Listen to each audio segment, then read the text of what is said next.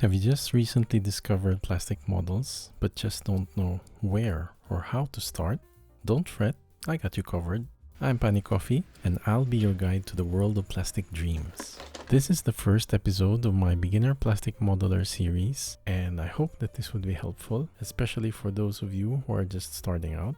So, plastic models, or most commonly abbreviated as PLAMO, is a type of scale model that's primarily made of, well, plastic.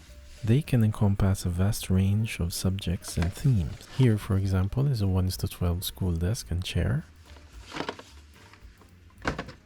We also have some civilian vehicles, military vehicles, robots. So these are just a few examples, but there are a lot more. And all of these can either be replicas of actual people, places, objects, anything really. So exactly what's special about them? So let's open some kits so I can show you what I mean. You might think that these models already come out of the box, fully finished and fully painted. But that's not really the case here. You actually have to assemble them and, for the most part, paint them. Parts usually come pre-molded, and they are attached to these frames called sprues. And these interior branches that connects multiple parts are called the runners. And these small connection points are called gates. They need to be carefully removed during the building process with hobby nippers. These kits usually come with an instruction booklet. Sometimes it's actually printed on the box itself, and you have to cut it out. But most instructions are in a small leaflet or an actual booklet. Here, let me show you this one. What's up? 2,000 years later. Okay. Now that the box is open, I can finally show you. This one's a bit more straightforward. It's just one sheet.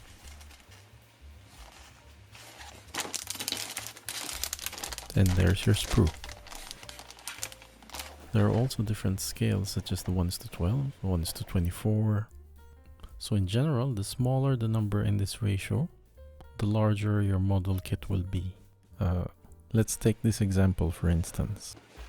High grades or HG Gundams are usually 1:144 scale. And of course we have the Master Grade or MG, which is a 1:100 scale. That's a lot larger. Here's something I forgot to show earlier, but it also has its own approximative scale, which is, I think, 1:55 or 56.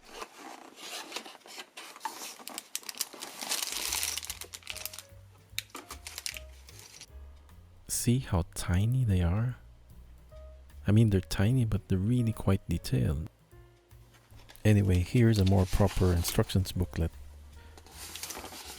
And sometimes you'll also have some variant options, so you can customize them a bit to your taste. But I can imagine from the point of view of someone new to this hobby, I know what you'd like to see. Of course, the MG. And this is also a good opportunity to show you what you can expect from a more advanced kit. The MG, or Master Grade, has significantly more parts and more detail, so it's a bit more complex to build this one. I honestly wouldn't recommend a kit like this to beginners. It might give you a terrible experience for your first model. So I'd stay away from this as a beginner, but later on, as you gain experience, then you can move on to more complex kits like this. And also their instruction booklets are a lot more fancier and more detailed. I mean, look at this. So the instructions are also translated into English, and they also mention the tools that they recommend you to use during assembly, as well as tips, for example, how to cut parts, etc. If you intend to paint the kit, they also list the recommended colors. As a bonus, if you watch the anime, there is some backstory explained here. But unfortunately, it's not translated into English. But it's a nice extra. In any case, you can always use Google Translate. And that's how the model would look like once built. So now that you know what plastic models are all about, let me introduce you to the tools. Now keep in mind that I'm only listing the most basic of tools, but for now this is all that you would need. So you have your hobby nippers, hobby knife, tweezers, and abrasives. If you've searched around the internet, this might look really familiar to you, and it's actually the most essential tool because this is the tool we're going to use to cut the gates. So what I'm using here is the God Hand Ultimate Nippers. They're absolutely fantastic. So besides being pricey, the single edge nippers have a very specific use. I made a whole video about single edge nippers, so if you want to know more about that, you can check the link over here. But that's not to say that you just go ahead and buy the cheapest nippers you can get. Well, I mean, you can do that, but my advice is always buy the best you can afford. So I'm gonna give you some recommendations of the brands I actually own and I know that are good. For starting out, something like the Bandai nippers is just perfect. This nipper isn't the sharpest out there, but it's affordable and extremely durable. Tsunoda is another excellent steel maker, and they both make hobby and industrial tools. Did you notice how steep the angle of these blades are? That's great for getting into tiny places in the sprue. They're decently priced and they have this ergonomic handle, so it's really comfortable to use, especially if you have a lot of sprues to go through. And lastly, we have Tamiya. Tamiya has been making RCs and models and tools for as long as I can remember, since I was a kid. And they're still pretty affordable. This particular model is the sharp pointed nippers, number 123. It's pretty great for the price. Up next are hobby knives. We use hobby knives to cut off excess plastic such as flash or any other imperfections from the molding process. But most importantly, the excess gates after cutting with your hobby nippers. It basically cleans up the part when your hobby nippers can't cut any further. Just be very careful handling them because they are extremely sharp. And a lot of the injuries in this hobby actually involves a hobby knife. So just be careful, alright? So after the hobby knife, we can clean the plastic further and make a smoother surface or edge by using abrasives. And these come in different grits and sizes and materials. The most common that you would find in plastic models are these made in metal.